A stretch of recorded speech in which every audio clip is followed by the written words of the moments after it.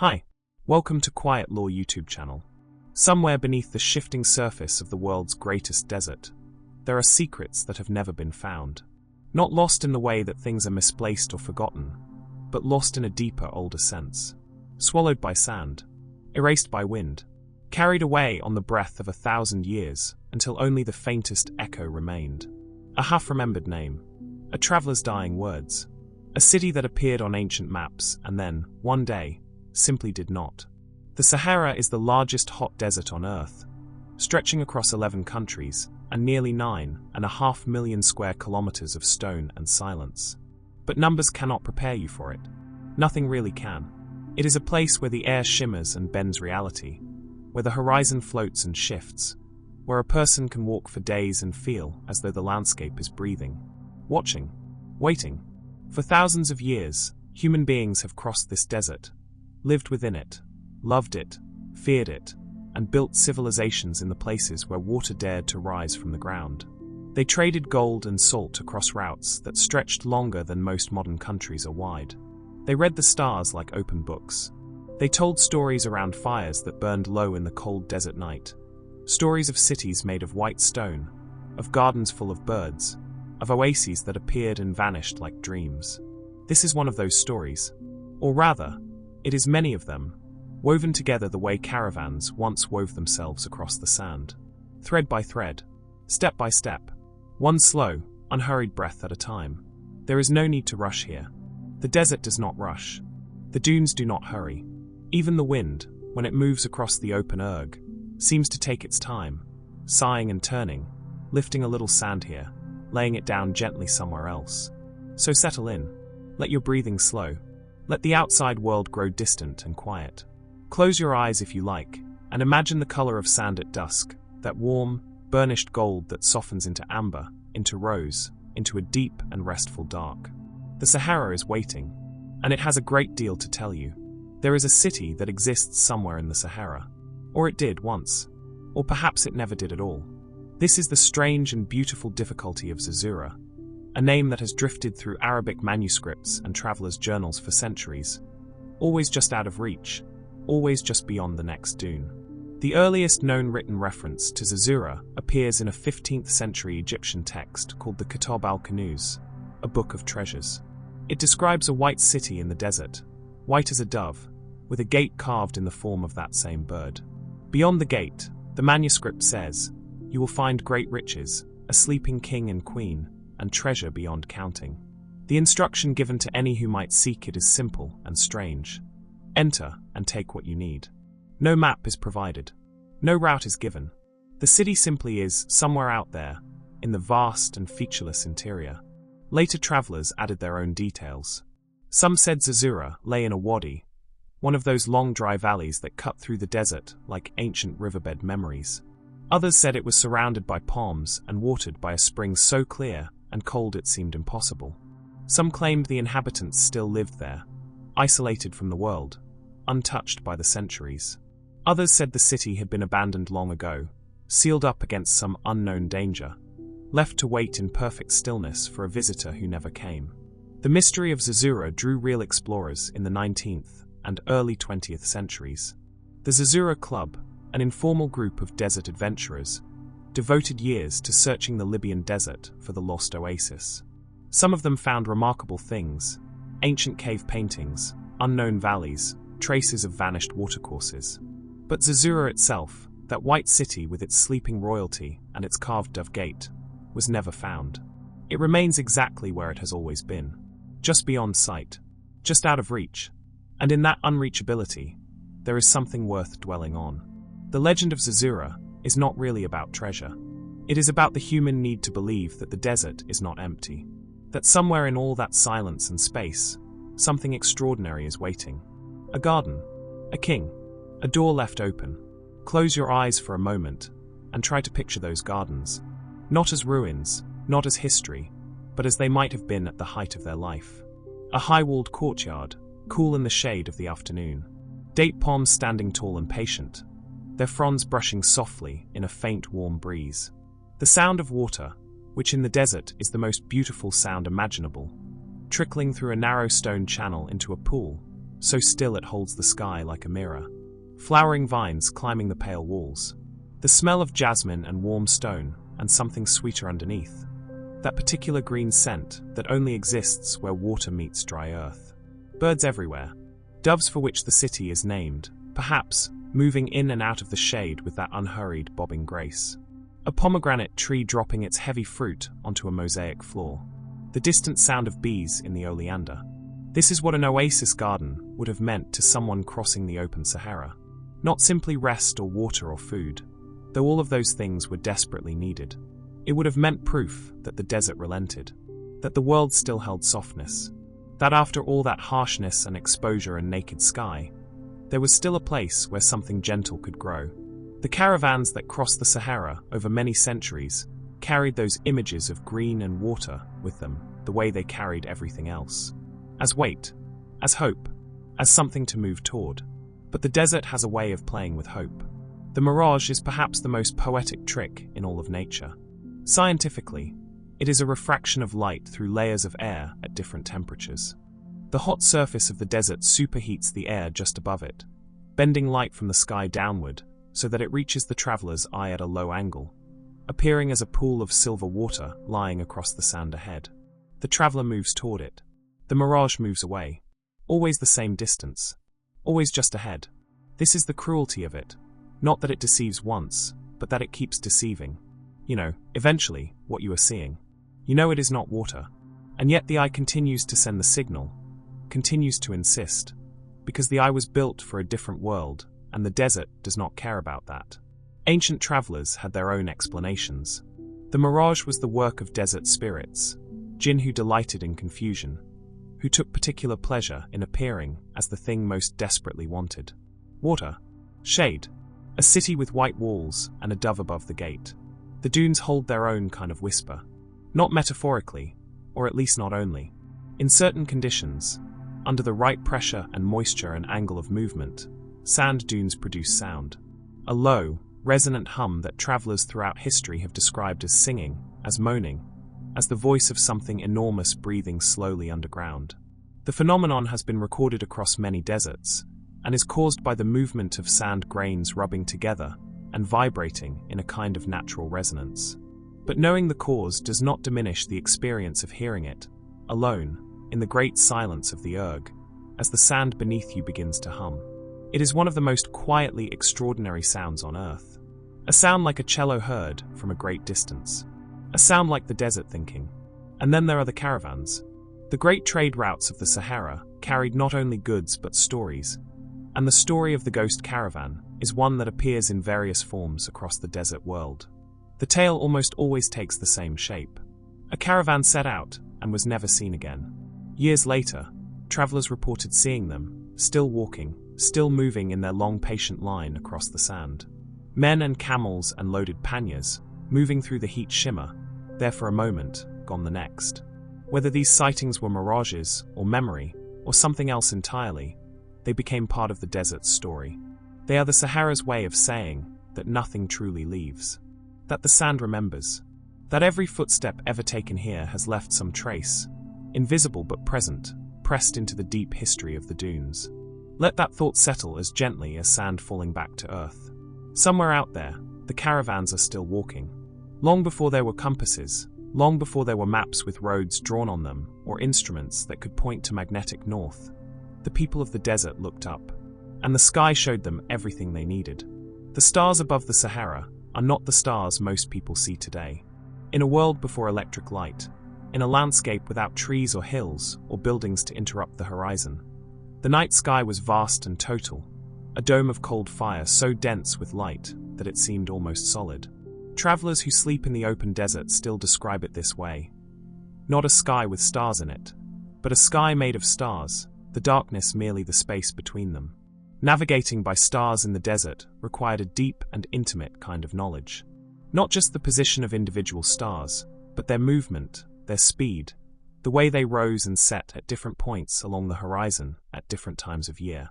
A skilled desert navigator could look at a single star and know not only where they were, but what time it was, how long until dawn, how far until the next reliable water. The North Star, known across many cultures by many names, was the great anchor of this system. It does not move the way other stars do. While the whole sky seems to wheel around it across the night, Polaris stands almost perfectly still, pointing north, reliable and steadfast. Desert navigators used it as their fixed point, measuring their direction against it, estimating their latitude by how high it sat above the horizon. But the stars were not only practical tools.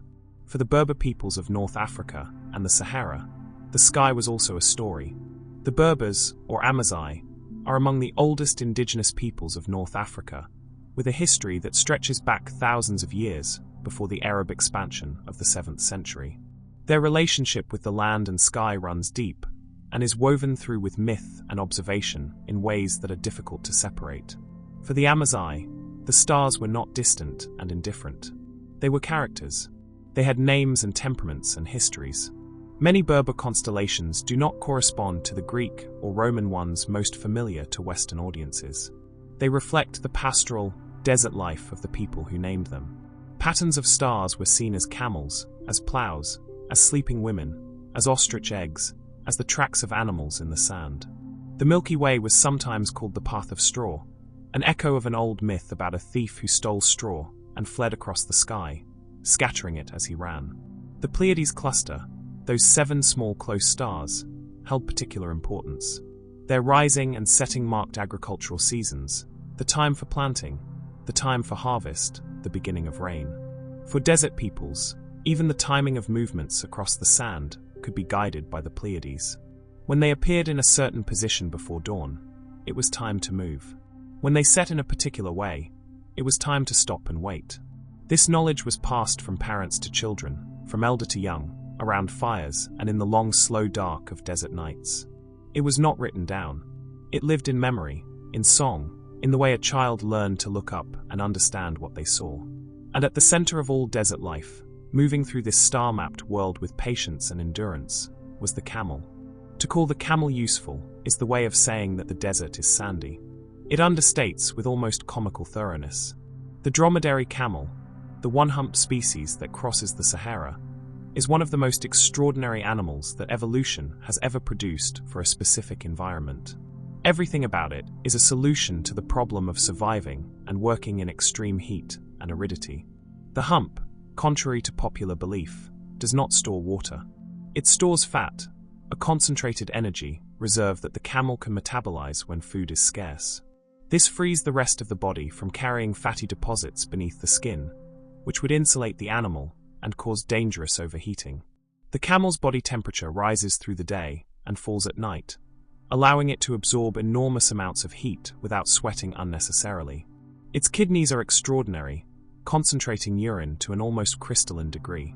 Its red blood cells are oval rather than circular, allowing them to continue flowing even when the blood has thickened through dehydration. But the people who worked most closely with camels knew all of this not as biology, but as character. A camel handler, who truly knew their animals, understood their moods, their preferences, the particular way an individual camel indicated discomfort or fear or willingness. Camels are deeply social animals with long memories and strong attachments. They remember kindness. They remember mistreatment. They recognize individual people and will behave differently with strangers than with familiar handlers. The Tuareg, the great nomadic people of the Central Sahara, developed one of the most sophisticated camel cultures in the world. Their riding camels were trained to specific gaits, bred for speed and endurance, and treated as valued members of the household in a way that went beyond utility. There were songs for camels. There were names for every type of camel, depending on age, color, gait, temperament, and breeding. A Tuareg camel master could identify hundreds of individual animals and knew each one's history in detail. The moonlit salt caravan is perhaps the most iconic image of the Saharan trade world. For centuries, the great salt mines of the central desert, places like Togoza and Tordini in what is now Mali, produced slabs of rock salt that were as valuable as gold across much of sub-Saharan Africa, where salt was scarce and essential. The caravans that carried this salt could stretch for miles, thousands of camels moving in a long, slow, swaying line, their loads wrapped in palm fiber, their bells making a low and rhythmic sound across the open sand. The journey from the mines to the markets of the south could take weeks. Experienced caravan leaders timed their travel to avoid the worst of the daytime heat, setting out in the cool of early morning and resting through the fierce afternoon hours. On certain stretches of route, they moved primarily at night, navigating by stars, guided by the memory of the route carried in the minds of men who had walked it dozens of times before. By moonlight, a caravan takes on a quality that is difficult to describe. The pale light washes the color from everything. The camels become silver shadows. The salt slabs gleam faintly. The sand stretches away in every direction, blue, white, and featureless, and the only sound is the soft crunch of footsteps, the creak of harness, the occasional low murmur of a camel, and the distant song of the men walking beside their loads. Because there was always song. The nomadic peoples of the Sahara brought music into the desert the way they brought everything else. As necessity, as comfort, as the thing that made the long crossing bearable. The Tuareg have a rich musical tradition that is deeply tied to the desert landscape. The imzad, a one-stringed bowed instrument traditionally played by women, produces a sound of extraordinary longing, a thin, keening voice that carries far across open ground. Tuareg music tends toward repetition and improvisation, long melodic lines that circle and return, that build slowly in intensity and then release. It is music made for long journeys, for nights around a fire, for the particular ache of being far from home, and moving through a landscape both beautiful and indifferent. The veiled nomad songs were not only entertainment. They carried information. Love songs contained references to specific waterholes, to landmarks, to the state of routes between oases. Epic poems celebrated the qualities of great camels and great leaders. Laments recorded the names of those who had not survived the crossing. In a culture without writing, song was memory made portable, truth wrapped in melody, so that it could be carried across the sand without being lost. Let the sound of it drift through your mind now.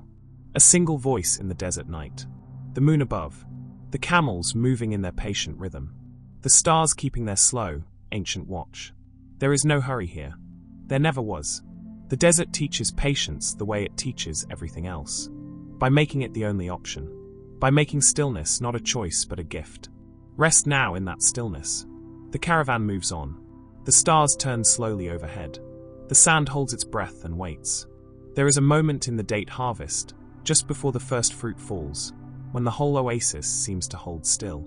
The palms stand in their long rows, heavy with clusters of amber and deep red and darkening gold, the fronds barely moving in the early morning air. The light comes in at a low angle, warm and soft, catching the dust that drifts between the trunks and making it glow like something sacred. And then the harvest begins, and the oasis fills with sound and movement and the particular sweetness of ripe dates crushed underfoot. The date palm, Phoenix dactylifera, has been cultivated in the Sahara and its surrounding regions for at least 5,000 years. In the deep desert communities that grew up around natural springs and aquifers, the date palm was not simply a crop. It was the structural center of life itself. Its fruit provided food. Its trunk provided timber. Its fronds provided thatch and basketry material and fuel. Its fibers could be twisted into rope. Its sap could be fermented into a mildly intoxicating drink. Even its discarded pits were ground and fed to camels. A mature date palm produces fruit once a year, and the harvest, which falls in late summer or early autumn depending on the region, is one of the great social events of oasis life. Whole communities come together for it. Men climb the palms using looped rope, ascending with a practiced ease that looks effortless and is anything but, to cut the heavy bunches and lower them carefully to those waiting below. Women sort and dry and store the fruit, separating the varieties, which are numerous and each beloved, pressing some into blocks for long storage, laying others in the sun on woven mats to deepen and concentrate their sweetness. And through all of it, there is singing.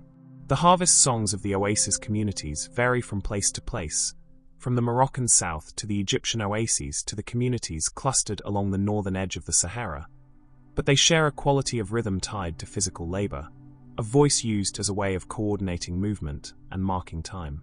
Some of the softest and most intimate of these songs were the ones sung to children during the harvest, the working lullabies, the melodies passed from grandmother to mother to child, the tunes that meant, "You are safe, you are loved, the dates are falling, and we have enough." In the evening, after the long day of harvesting and sorting, Families would gather in the cool shade of the pommery with their bowls of fresh dates and their small cups of bitter coffee flavored with cardamom. The children, exhausted and sticky with sugar, would fall asleep to the murmur of adult conversation and the distant sound of water in the irrigation channel. The palms stood dark against the deepening sky. The first stars appeared. Another harvest day ended in the oldest, simplest kind of peace. Among the nomadic peoples of the Western Sahara, the Sahrawi and their related communities, the camel is not only a working animal. It is bound into the fabric of social life through rituals and practices that carry meaning far beyond the practical. And perhaps nowhere is this more apparent than in the culture surrounding camel milk. Camel milk is remarkable stuff. Nutritionally, it is rich in vitamins and minerals, lower in fat than cow's milk, but higher in certain protective compounds, and it stays fresh considerably longer in hot conditions than most other animal milks. For desert peoples, it was often the primary source of nutrition on long journeys when other food was unavailable. A camel producing good milk could keep a family nourished across a crossing that would otherwise be dangerous. But the significance of camel milk in Sahrawi culture goes well beyond nutrition. The offering of fresh camel milk to a guest is one of the most important gestures of hospitality in the nomadic world. It is presented in a specific vessel, often carved from wood and passed from hand to hand, and to receive it is to enter into a relationship of trust and protection. The host who gives you camel milk is saying something that has no single word in English. Something like, "You are under my care, you are known to me, no harm will come to you while I am responsible for you." There are specific rites surrounding the first milking of a new mother camel, prayers and gestures meant to ensure that the milk flows freely and that both camel and calf remain healthy. The relationship between the milker and the animal matters greatly. A camel that trusts her handler will give milk easily. One that is fearful or distressed will not give at all. This is not stubbornness. It is biology. The camel's milk letdown reflex is controlled by oxytocin, the same hormone involved in trust and attachment across many mammals, and it responds directly to the emotional quality of the interaction. The most experienced camel herders understood this instinctively. They approached their animals with a particular quietness, a kind of attentive calm that communicated safety without words. They touched the camel's face before beginning.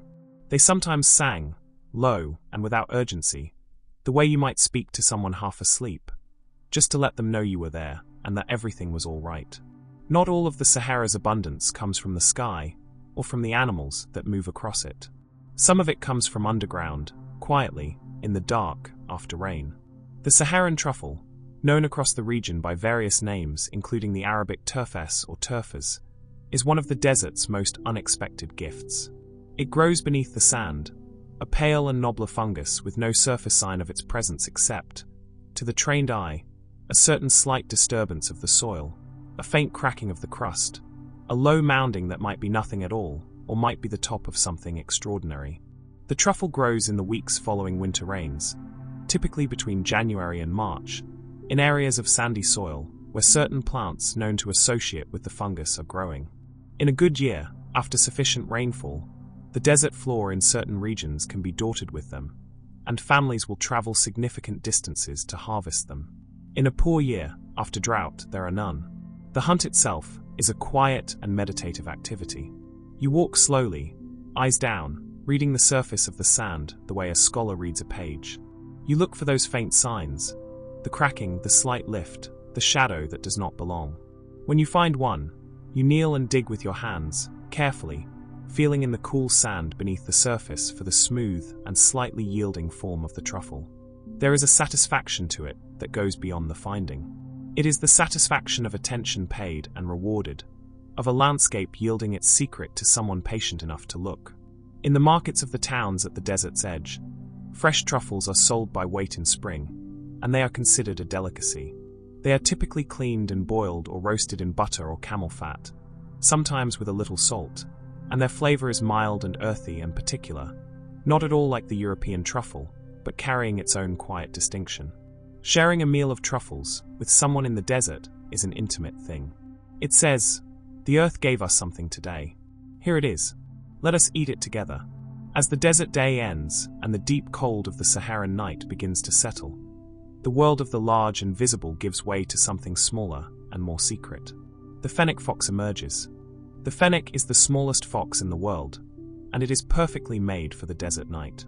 Its ears are enormous relative to its body, large enough to look almost improbable, almost cartoon-like, but those ears serve a dual purpose. They radiate excess body heat during the day, and, at night, they become extraordinary instruments of detection. A fennec can hear a beetle walking under the sand. It can hear a lizard shifting in its sleep beneath a stone 3 meters away. The desert night, which seems silent to human ears, is to the fennec a world full of sound, a landscape mapped entirely by noise. The fennec's paws are furred on the underside, giving it traction on loose sand the way snowshoes give traction on powder snow. It digs with extraordinary speed and efficiency, vanishing into the earth in moments when it feels threatened. It can go for extended periods without drinking water, extracting the moisture it needs from its food.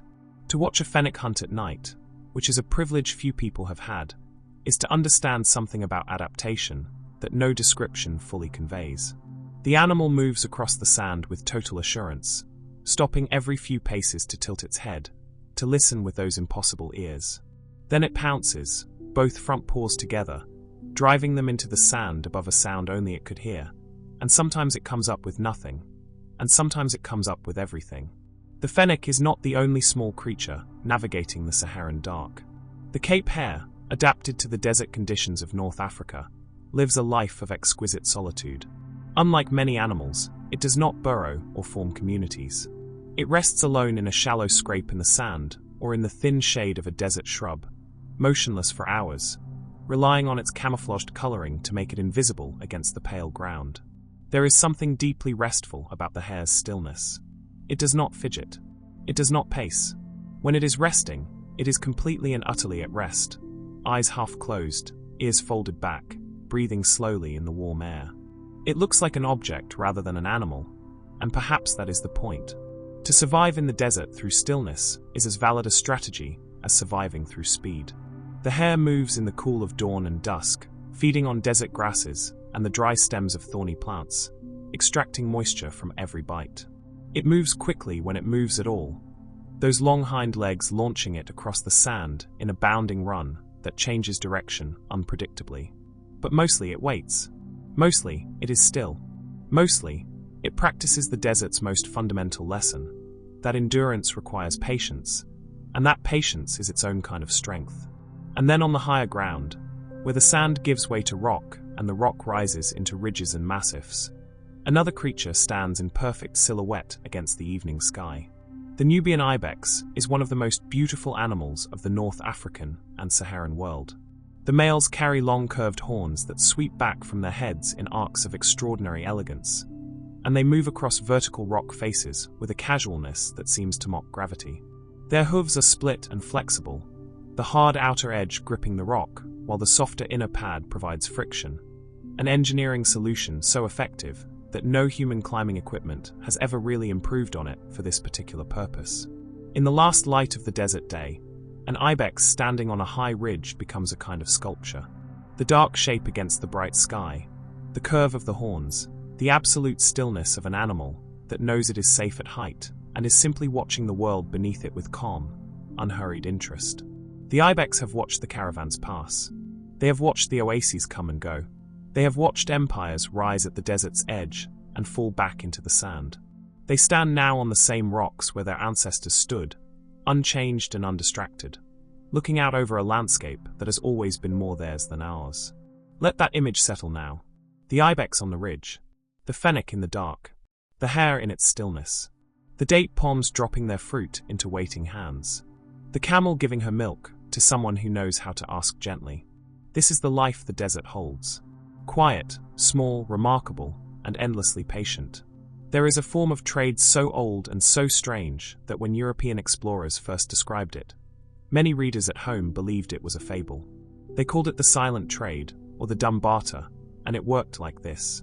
A group of merchants would arrive at a designated place, usually a riverbank or a clearing at the edge of a forest, or the border of a territory they were not permitted to enter.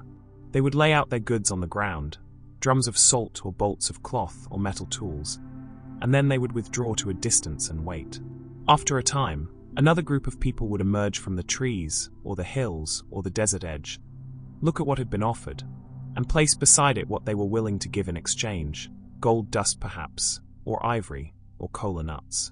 Then they too would withdraw.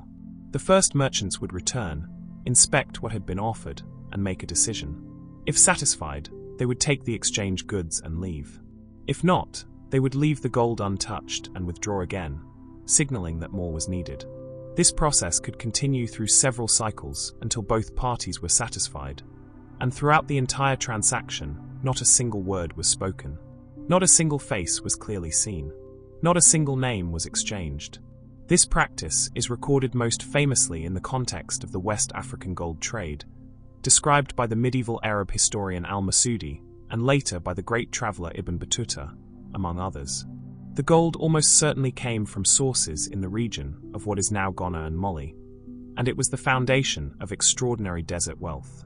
The silence of the trade was not, scholars believe, primarily about mutual suspicion, though there was certainly an element of that. Two groups meeting across a cultural and linguistic boundary with no common language. More fundamentally, it was a solution to the problem of trust without prior relationship. The rules of the exchange were the relationship. The careful, patient back and forth was its own language. And it worked. For centuries it worked. The salt that moved northward through those same trade networks began its journey in places of almost surreal desolation.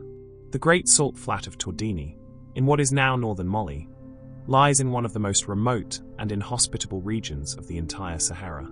Temperatures in summer exceed 50 degrees Celsius. There is no permanent water. There is no vegetation worth speaking of. There is nothing, in the conventional sense, to sustain life. And yet for hundreds of years, men worked there. The salt at Tordini exists in thick underground slabs, the remnant of an ancient sea that dried and crystallized millions of years ago. Workers would descend into the mines, which were little more than hand-cut pits in the salt crust, and hack out great blocks using iron tools, shaping them into the standard trading slabs of approximately 40 to 50 kilograms each. These slabs were the currency of the trans-Saharan world, as standardized and reliable as a coin, traded by number and weight across thousands of kilometers. The Azalai, the great camel salt caravans that carried these blocks south from Tordini to the markets of sub-Saharan Africa, are among the most extraordinary logistical achievements in human history. At their height, these caravans consisted of thousands of camels moving in a coordinated column across open desert, carrying their loads of salt on a journey that took weeks, covering some of the most difficult terrain on Earth without roads, without reliable water sources, guided entirely by the accumulated knowledge of experienced caravan leaders. The organization of such a caravan was complex and hierarchical. The caravan leader, the Kabir, was responsible for route decisions, for managing the pace of travel, for resolving disputes, and above all for knowing where the water was. A Kabir who lost his way in the central Sahara did not simply make an error. He potentially ended dozens of lives. The weight of that responsibility shaped everything about how experienced leaders approached their work. They did not guess. They did not improvise unless they had to. They planned with a caution bordering on obsession, because in the desert the margin between enough and not enough is very thin. The salt caravans of the Azalai still run today, though in greatly reduced numbers, a living thread connecting the modern world to one of antiquity's great commercial arteries. To see them moving across the sand, the long line of loaded camels swaying in their patient rhythm, the handlers walking alongside, is to see something that has not fundamentally changed in 5 centuries. At the southern end of those great trade routes, where the desert gave way to the Sahel, and the Sahel softened into the grasslands of the Sudan, there stood a city that became so famous for its wealth and learning that its name became a byword in European languages for impossible, fabulous richness. The reality of Timbuktu, which Europeans largely failed to grasp until much too late, was that it was not a city of gold in the literal sense, though gold certainly passed through it. It was a city of exchange, a place where the desert met the river, where the products of the north met the products of the south, where everything the trans-Saharan world had to offer converged and was redistributed.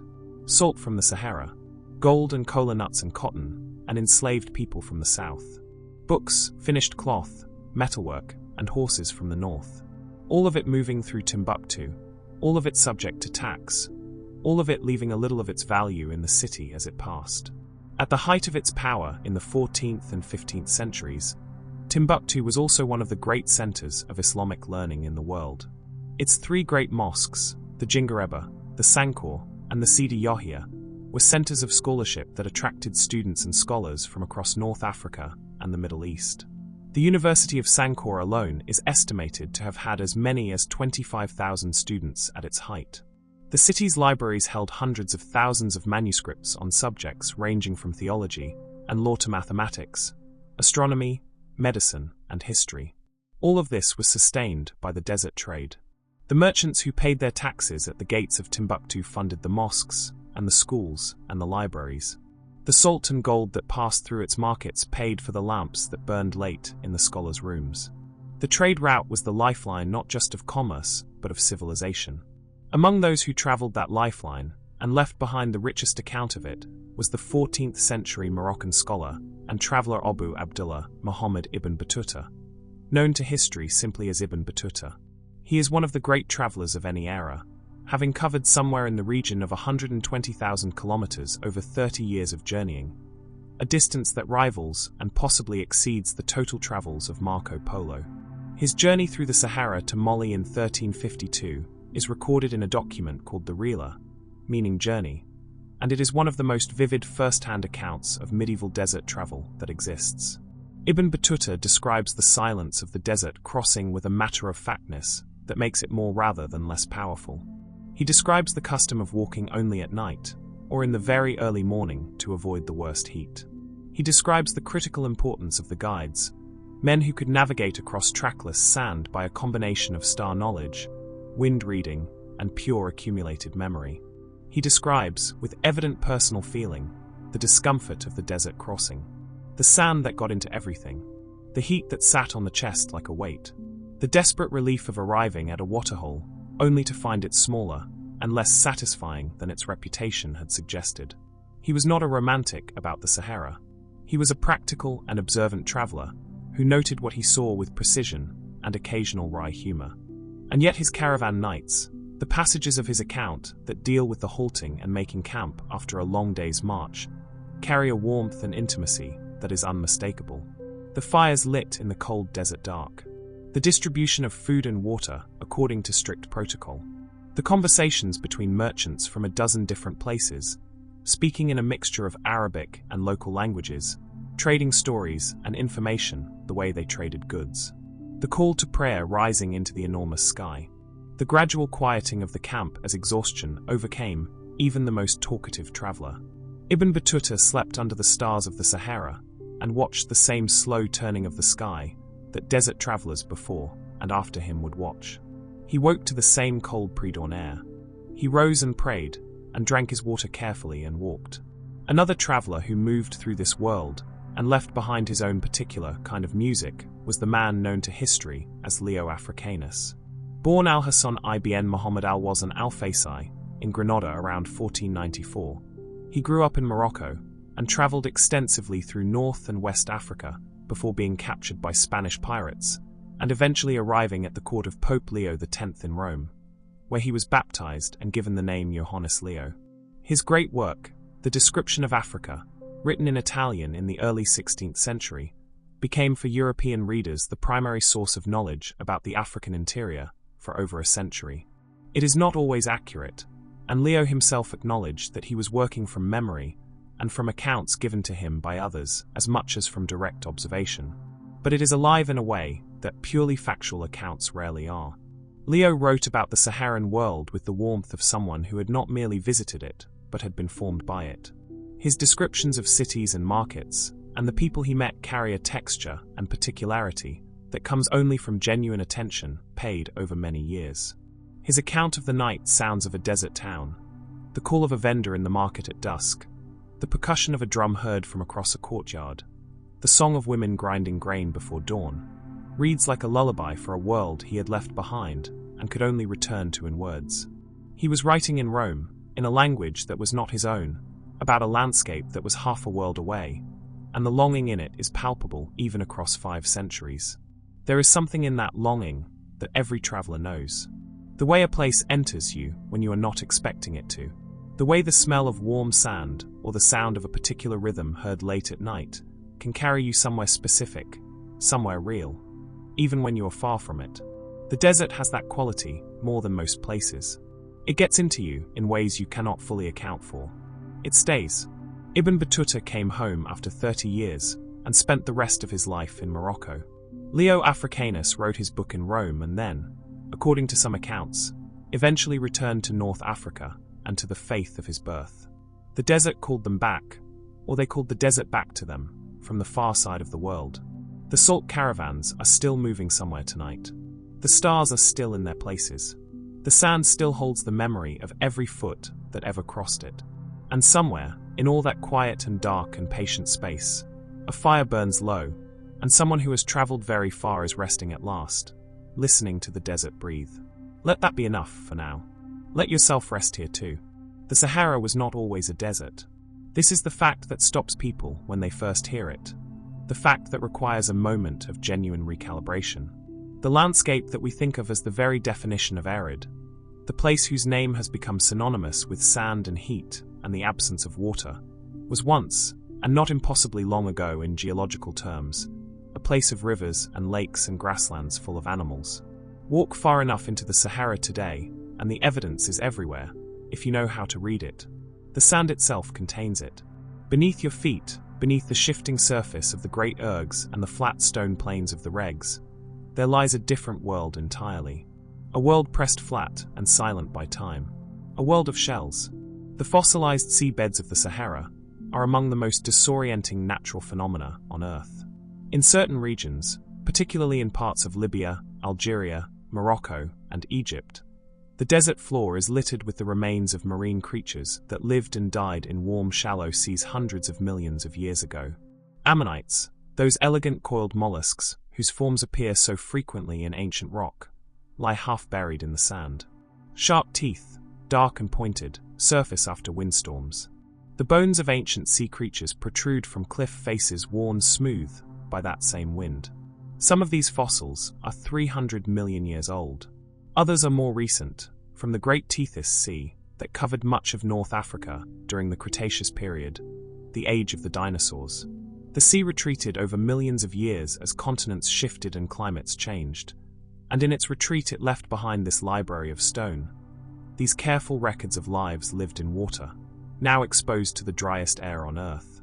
To pick up an ammonite from the Saharan sand and hold it in your hand is to hold something that requires the imagination to stretch almost uncomfortably far. The creature that built this spiral home lived its entire life in warm salt water. It had no idea that the sea would eventually be replaced by sand. It had no conception of the desert that would follow. It simply lived and died, and left its coiled geometry behind as a kind of accidental message across an almost incomprehensible span of time. And then, more recently, in the context of tens of thousands, rather than hundreds of millions of years, there was the Green Sahara. Between roughly 11,000 and 5,000 years ago, during a period climatologists call the African Humid Period, or the Holocene Wet Phase, the Sahara received dramatically more rainfall than it does today. The monsoon belt shifted northward, driven by changes in the Earth's orbital cycle, and its rains reached deep into what is now the Central Desert. Lakes formed. Rivers ran. Grass spread across plains that are now entirely barren. Hippos swam in lakes in what is now Libya. Elephants grazed in what is now Algeria. People lived in the Central Sahara in numbers, and with a cultural richness that would be unimaginable today. The ghost of this world lingers most powerfully around Lake Chad, in the southern Sahara's Sahel zone. Lake Chad today is a fraction of its former size, shrunk by a combination of reduced rainfall and water extraction over recent decades to something like 5% of its area a century ago. But the lake is itself only the most recent remnant of a far vaster body of water called Megalake Chad, which at its greatest extent some 7,000 years ago covered an area comparable to the Caspian Sea today.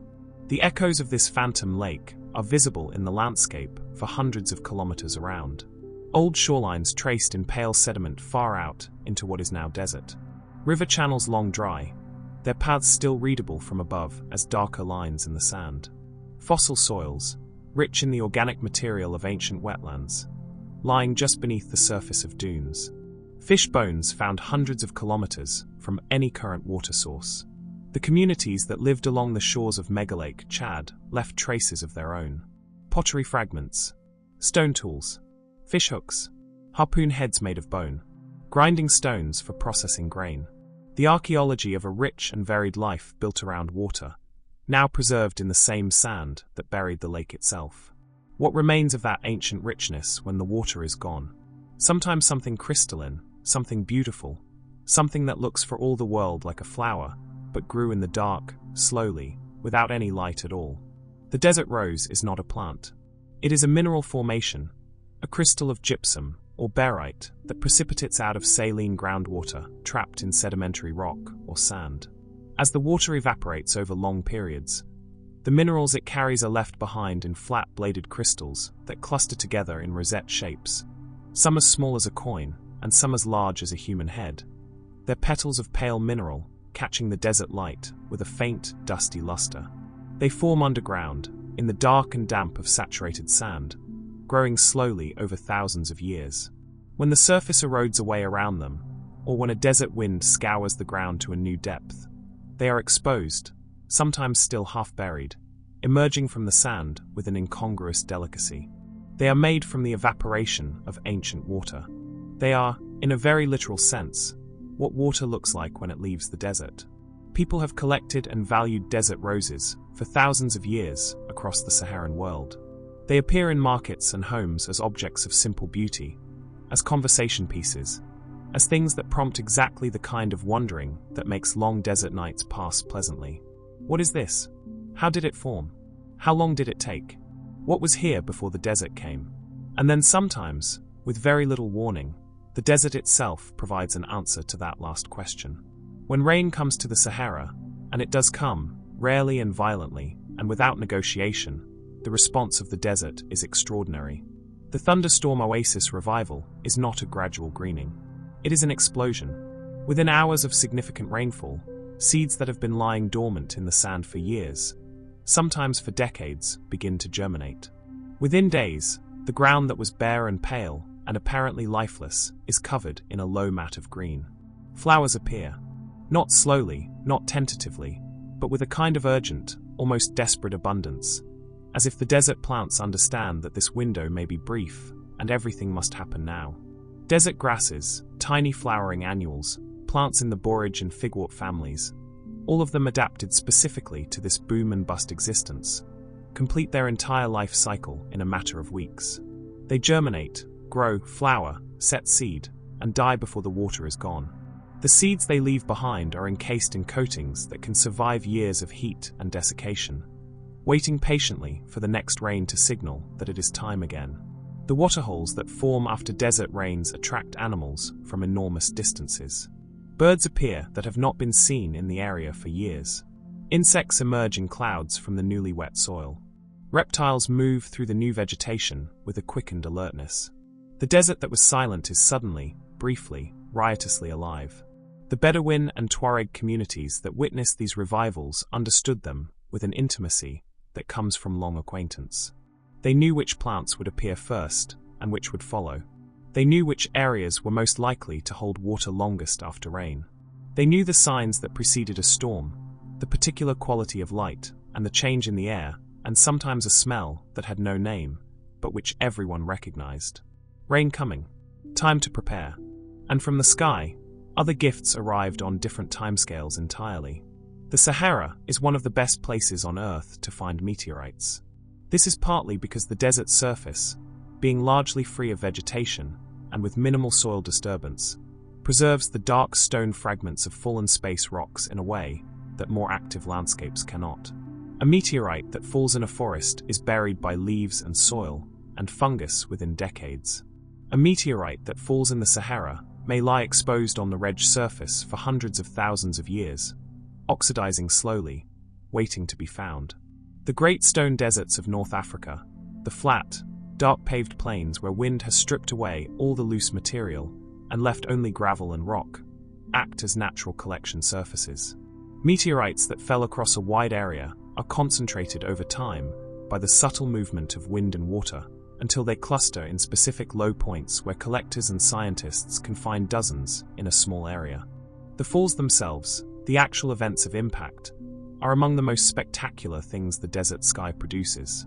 A large meteorite entry is visible for hundreds of kilometers, a streak of light far brighter than any shooting star, followed by a sound like a sustained explosion that arrives minutes later and rolls across the flat desert in a way that has no good comparison. The Saharan communities that witnessed such events gave them significance accordingly. They were signs, messages, interventions in the human world from something larger and less comprehensible. Some meteorites found in the Sahara are extraordinarily old, older than the Earth itself, fragments of asteroid material left over from the formation of the solar system 4.5 billion years ago. To hold one of these pieces of ancient space, rock in your hand, in the middle of the desert, is to hold something that has been traveling longer than the planet you are standing on has existed. It arrived here, eventually, as things tend to do in the desert, after an almost unimaginable journey, and it has been waiting ever since. Waiting, and being found, and being wondered over. As everything in the Sahara, eventually, is. Beneath the Sahara, there are rivers. Not metaphorical rivers, not the memory of rivers, but actual water, moving slowly through vast underground aquifers that were laid down during the wet periods of thousands of years ago, when rain fell freely on the interior of Africa. The Nubian sandstone aquifer system, which underlies parts of Sudan, Libya, Egypt, and Chad, is one of the largest known fossil groundwater reserves in the world. It holds water that fell as rain somewhere between 10,000 and 40,000 years ago, water that is older than agriculture, older than writing, older than the civilizations that would eventually learn to reach down and find it. But one ancient civilization did not wait for modern drilling technology. They worked it out themselves. The Garamantes were a people of the Central Sahara, based in what is now the Fezzan region of southwestern Libya, who built and sustained a civilization in the deep desert for roughly 1,000 years, from around the 3rd century before the Common Era to the 7th century of it. They were not a peripheral culture. At their height, the Garamantian state was a significant regional power, trading with both sub-Saharan Africa and the Roman Empire, producing sophisticated crafts, maintaining cities, and commanding the respect of the great Mediterranean powers who occasionally sent ambassadors to their court. What made all of this possible was an engineering achievement of staggering ambition. The Garamantes built an underground tunnel system, known in Arabic as the Foghera, and in Persian engineering tradition as the Kanat, that tapped the fossil water lying deep beneath the desert floor and brought it to the surface through a network of gently sloping tunnels dug by hand. A single Foghera could run for many kilometers, dug from a series of vertical shafts sunk at intervals, connected at the bottom by a horizontal channel that allowed water to flow by gravity alone from the water table to fields and settlements on the surface. The construction of these tunnels was extraordinary work. The shafts were dug by hand in complete darkness in temperatures that rose as depth increased. The horizontal channels had to maintain a precise gradient, shallow enough to allow flow without excessive erosion, steep enough to keep the water moving. A mistake in the angle meant the water pooled or ran too fast and undermined the tunnel walls. All of this was achieved without modern surveying instruments, without electric light, without anything except accumulated knowledge, careful observation, and the particular stubbornness of people who had decided they were going to live where they lived and were not going to be moved by the inconvenience of the desert. At the height of Garamantian civilization, the Foghera network may have comprised over 1,500 kilometers of tunnels. It irrigated fields of wheat and barley and vegetables in the middle of the Sahara. It filled cisterns in cities that had no business existing. It sustained a population that the landscape, on the surface, could not have supported by any obvious means. The tunnels are mostly collapsed now. Archaeologists can trace their routes from the air by the lines of shaft openings, now dry holes in the sand, that stretch across the desert in long, purposeful curves. Walking along one of these lines is to walk with the ghost of something extraordinary, to follow the route of a river that moved underground for 1,000 years and was engineered into existence by human hands. The Romans who traded with the Garamantes would not have found this surprising. They were themselves great builders of water systems. The aqueducts of the Roman world, which carried fresh water over extraordinary distances using the same principle of precise gradient and gravity flow, represent one of the great engineering traditions of antiquity. And in the North African provinces, where Rome's power eventually extended, that tradition met the desert and was transformed by it. The remains of Roman aqueducts in North Africa are among the most atmospheric ruins in the Saharan world. At Carthage, at Caesarea, at Leptis Magna, massive structures of cut stone and Roman concrete still stand or lie in pieces in the dry air, their purpose immediately readable even after 15 centuries of abandonment. They carried mountain water to coastal cities. They sustained baths and fountains and gardens in a landscape where water was precious enough to justify the enormous investment of their construction. To stand beside the broken channel of a Roman aqueduct in the North African desert and hold your ear close to the stone is to almost hear it. The water that ran here for centuries left its mark in lime deposits on the channel floor. The sound it made, that soft, continuous rush, seems to linger as a kind of negative silence, an absence so complete it almost becomes a presence. The whisper of the ancient aqueduct is the whisper of certainty, of water that was promised and delivered, of a world in which humans had, at least in this one particular way, solved the desert's fundamental problem, and held the solution steady for 300 years. What was known of this world was mapped, after a fashion, by one of the ancient world's most ambitious geographers. Claudius Ptolemy, the 2nd century Alexandrian scholar, compiled a geographical work that attempted to describe and map the entire known world. His geography, drawing on earlier sources including the now lost work of Marinus of Tyre, listed the coordinates of thousands of places across Europe, Asia, and Africa, and provided instructions for creating maps from this data. It was an extraordinary ambition. It was also, inevitably, imperfectly realized.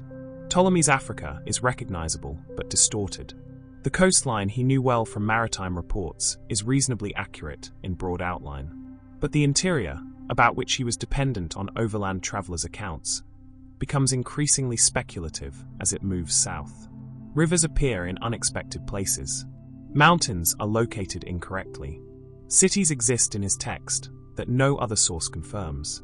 The Nile, for Ptolemy, rose from 2 great lakes in the interior of the continent, fed by mountains he called the Mountains of the Moon.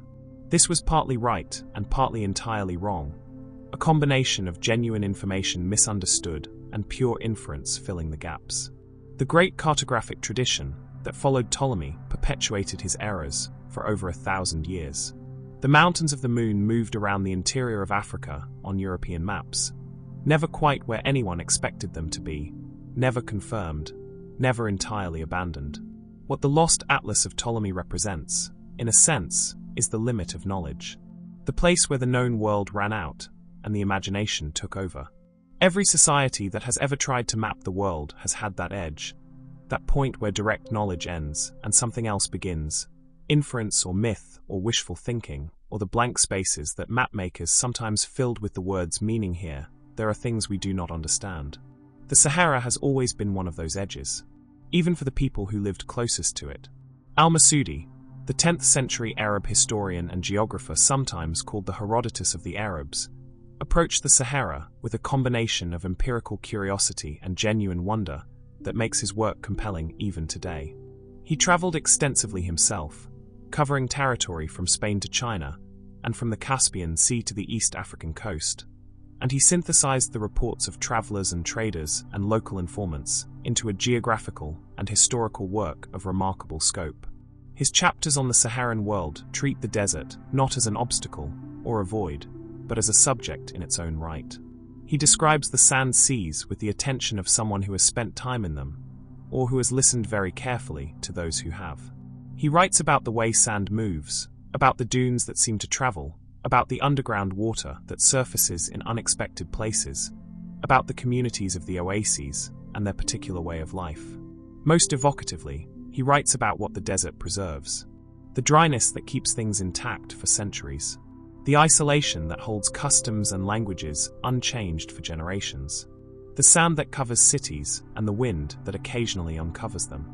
He understood the desert as a kind of archive, a place where the past was not destroyed but merely stored, waiting for the right conditions to reveal itself again.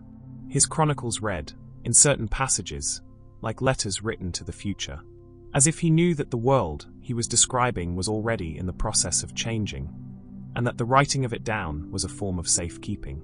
In the central Sahara, in the Holgar Mountains of what is now southern Algeria, there is a tradition among the Tuareg of the region of erecting stones.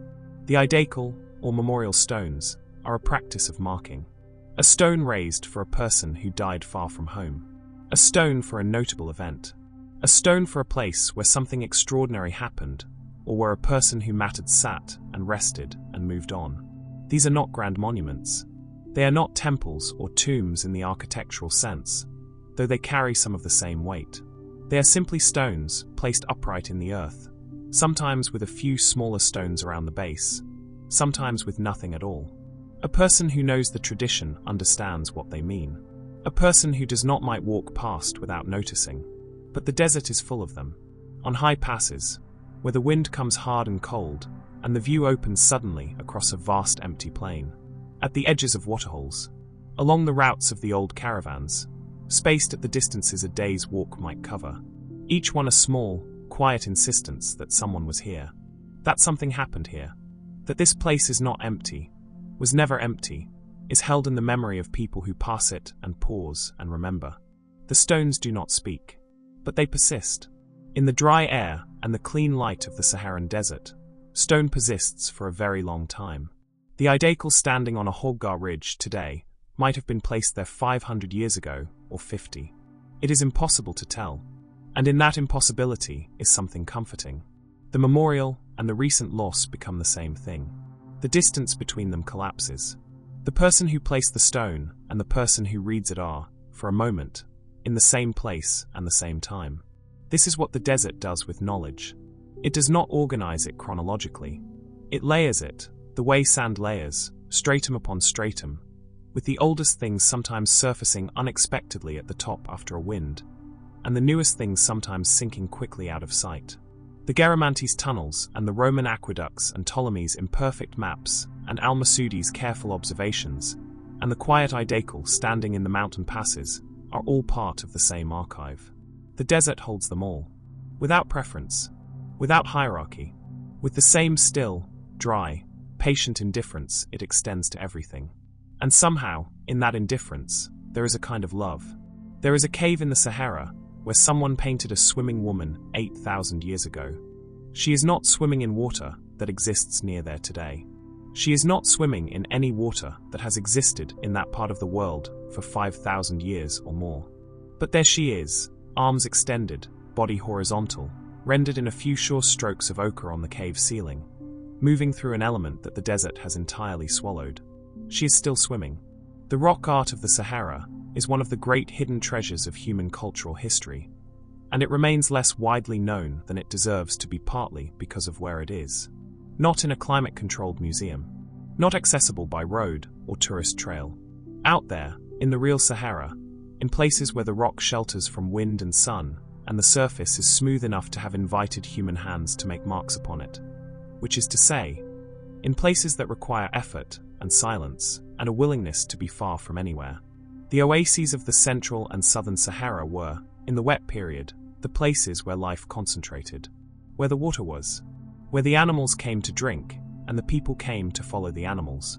And in the rock shelters near these ancient water sources, generation after generation of people sat in the shade and made images. Not randomly, not casually, with the sustained attention of people who understood that what they were making would outlast them, or at least with the attention of people who were trying to say something true about the world they lived in. The images span an extraordinary range of time. The oldest are tentatively dated to around 10,000 years ago, or perhaps earlier. The most recent are from the first millennium of the Common Era, made by peoples already touched by the world of iron and horses, and the expanding Arabic-speaking world. In between, there are layers of image upon image, later artists working over earlier ones, or beside them, or in response to them, creating something that is less a gallery than a conversation across thousands of years. The subjects change as the climate changes. The earliest layers are dominated by large wild animals, elephants, giraffes, hippos, rhinoceroses, animals that absolutely require the green and watered landscape of the humid period. These are painted or engraved with a naturalism and a confidence that stops you. The giraffe in particular recurs across Saharan rock art in forms of great beauty, its neck impossibly long and graceful, its spots rendered with care, its posture caught in that slightly awkward, slightly magnificent way the living animal actually stands. Then, as the climate begins to dry, the cattle appear. Pastoral scenes. Herds of longhorned cattle in postures that any farmer would recognize as the specific postures of cattle at rest or moving to water. Herders walking beside their animals. Milking scenes. Scenes of cattle being driven across a landscape that still, at this point, had enough grass to sustain them. And then, as the drying accelerates, the horses arrive, and then the camels, the animals of a drier world, and with them the signs of a world in transition. The hippos are gone from the art. The elephants are rarer. The water that shaped everything is retreating, and the images on the rock walls reflect this retreat the way a newspaper reflects current events. In the Akakis Mountains of southwestern Libya, the rock art reaches a particular concentration and a particular beauty.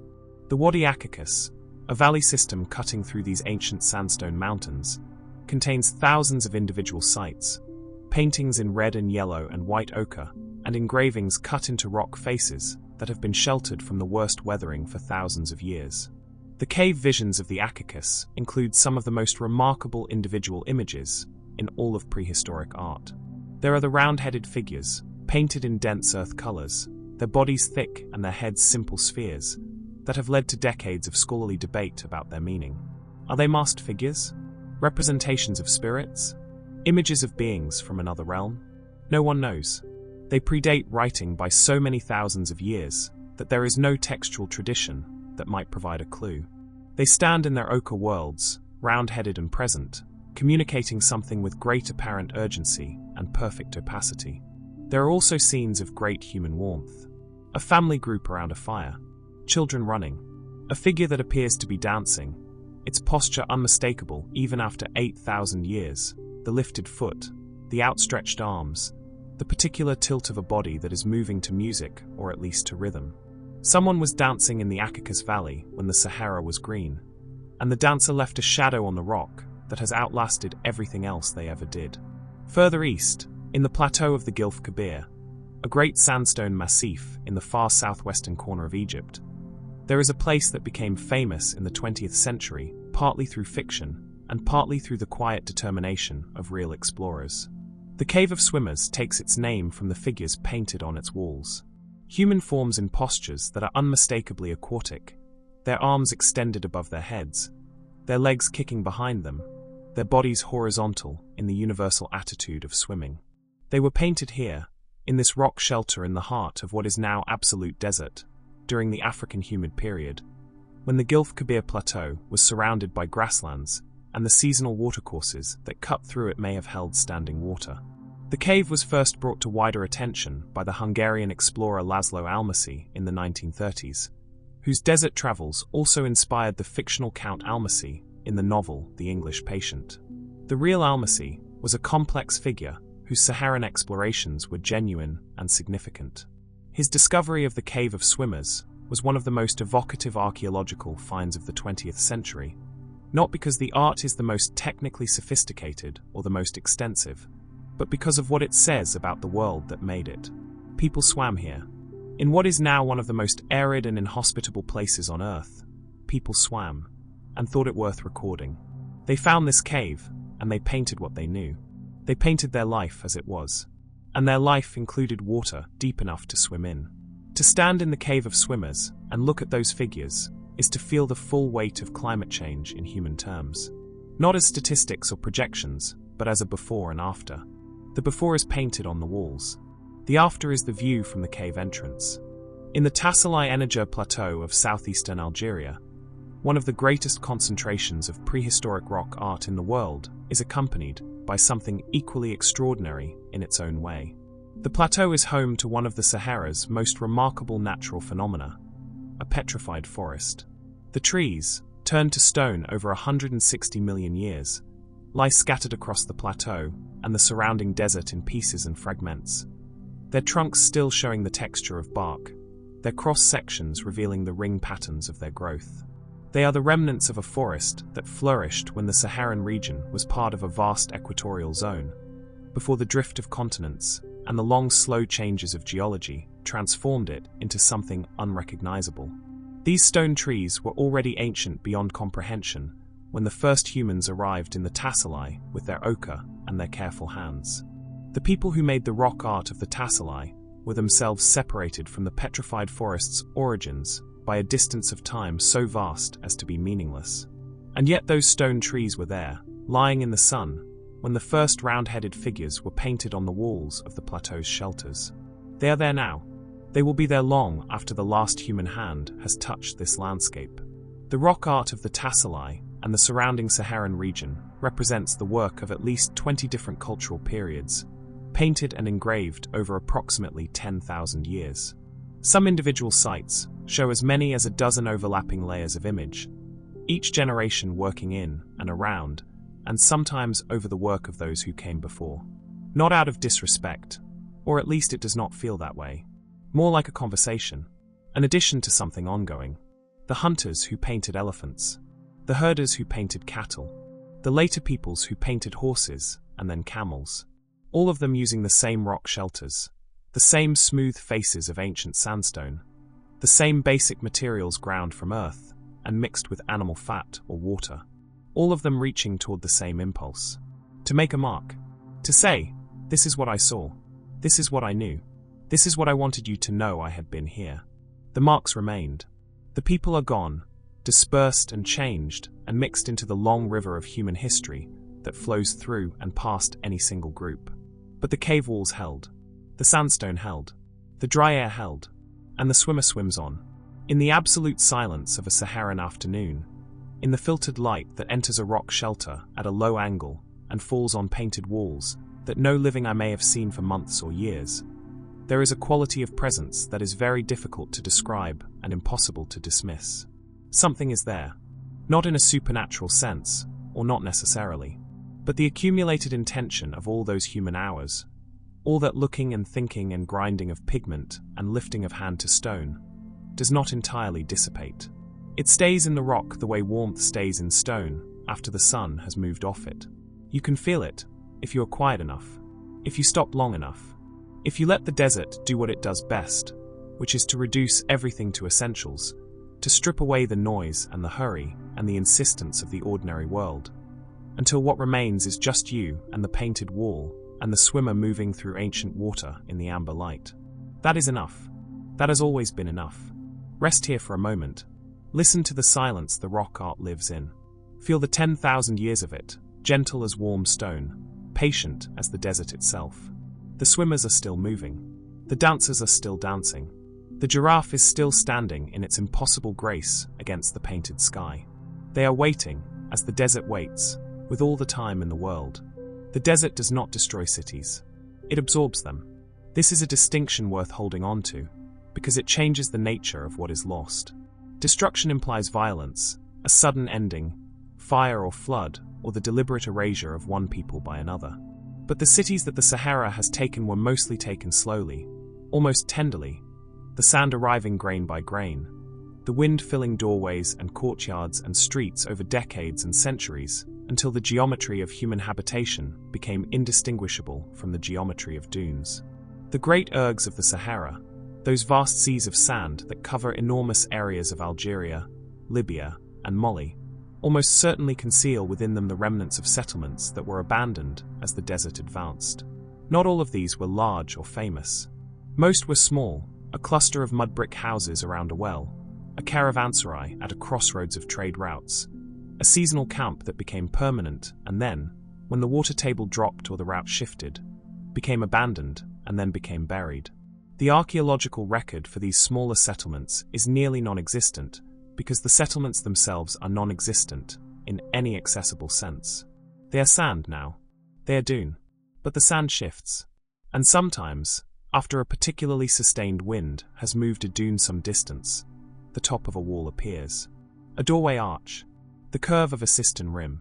The desert gives back what it takes, occasionally, on its own schedule and terms, offering a glimpse of what lies beneath before covering it again. To stand at the edge of a great erg and understand that you are looking not at emptiness, but at storage is to experience the Sahara differently.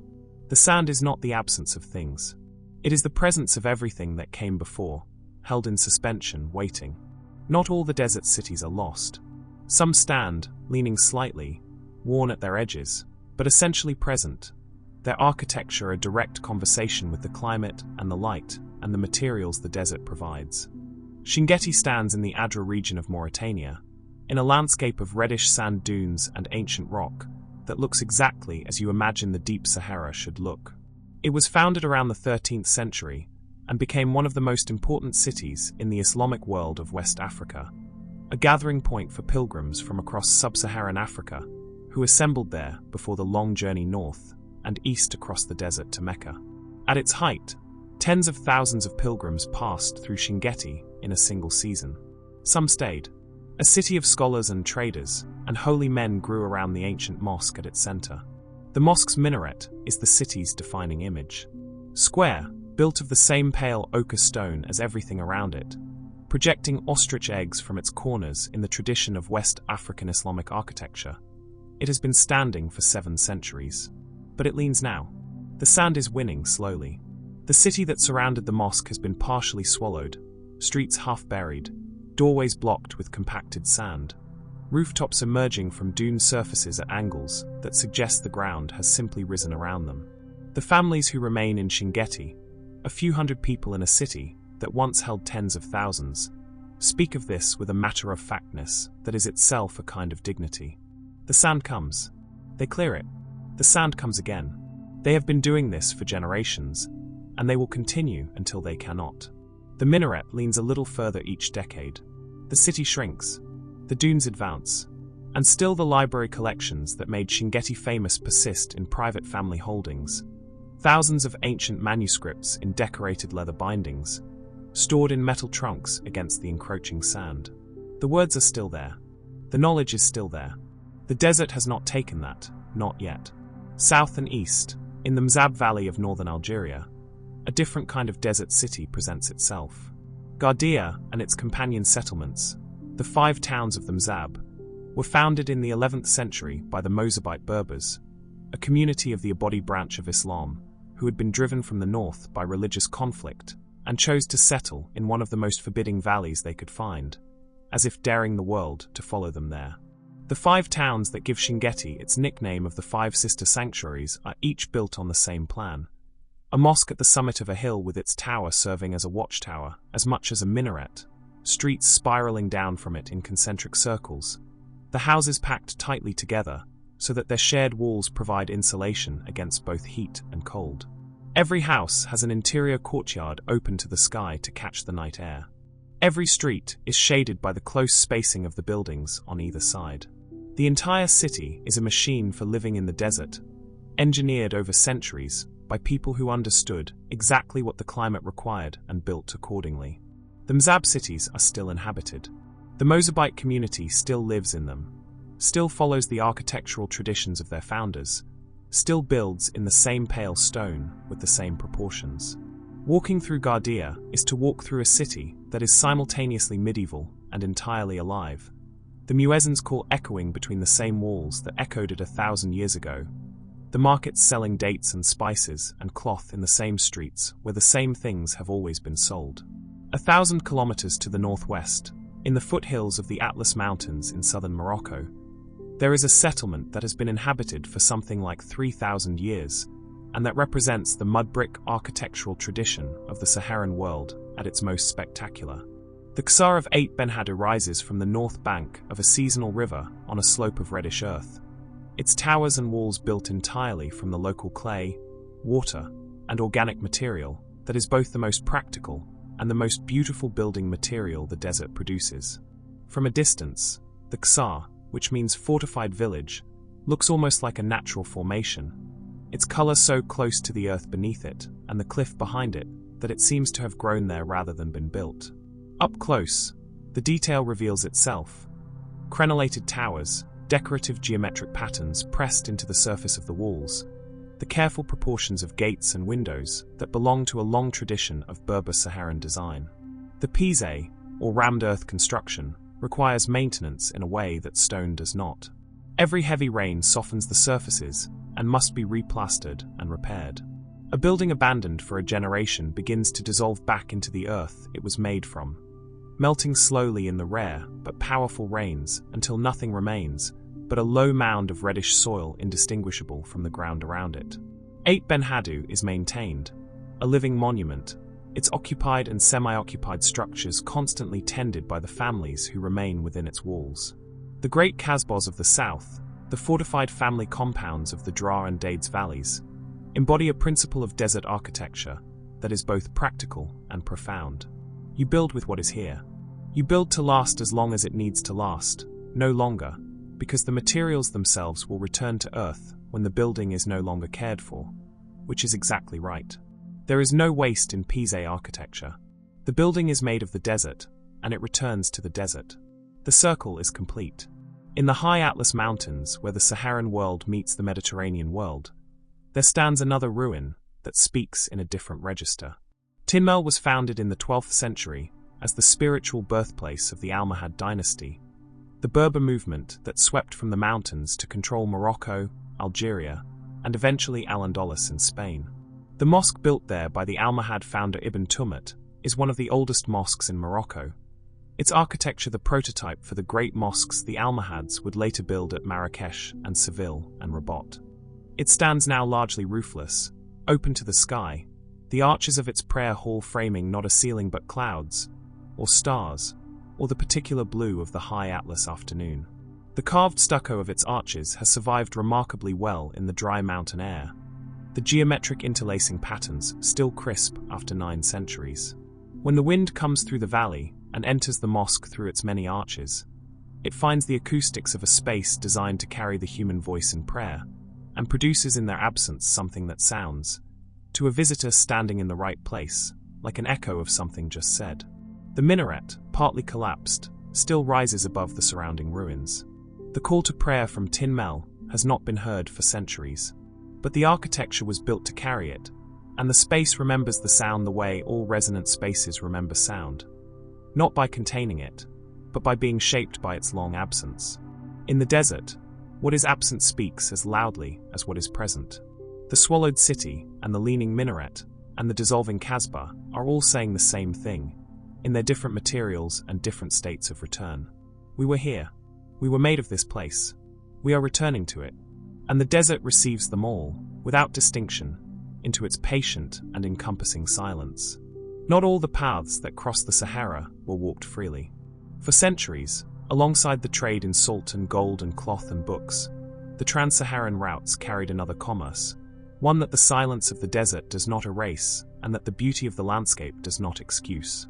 Human beings were enslaved and marched across the Sahara in numbers that are difficult to determine precisely, but that historians estimate in the millions over the full extent of the trade. The trans-Saharan slave trade predates the better documented Atlantic trade by many centuries, and it continued long after the Atlantic trade was officially abolished. The routes it used were the same routes used by all other Saharan commerce. The same waterholes were stopped at, the same stars navigated by, but the people walking these routes were walking them in chains, or in coffles bound at the neck, under conditions of extreme hardship that the desert amplified to a degree that requires direct acknowledgement. The mortality rate on the Saharan slave crossings was catastrophic. The desert that was survivable for experienced, well-provisioned free travelers was lethal for people who were malnourished, frightened, inadequately clothed against the cold desert nights, and had no agency over the pace or the route or the availability of water. The bones of those who did not survive the crossing lie in the sand along these routes, unmarked, uncounted, returned to the desert in the most absolute way. The silent paths of these trails are silent in a different way from the silence of the caravan routes, the ghost trails of the salt merchants, or the routes of pilgrims and scholars.